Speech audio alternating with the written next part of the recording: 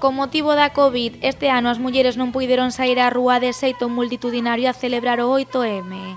Por iso, a Concellería de Igualdade de Pontevedra quiso que o berro feminista se quedase plasmado para sempre na cidade.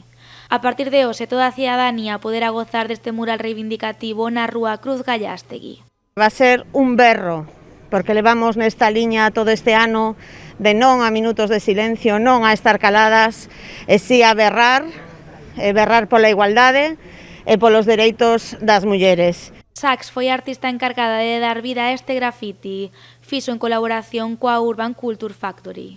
Una chica gritando por megáfono que el 8M es el Día Internacional de la Mujer, porque ya que no pudimos manifestarnos ese día, por las circunstancias que todos sabemos, que no se olvide que ese día es muy importante para nosotras. Este mural é unha das claves da programación feminista deste mes de marzo.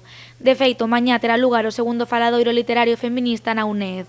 Este estará moderado pola xornalista Sara Vila e será emitido vía streaming a partir das 7 da tarde.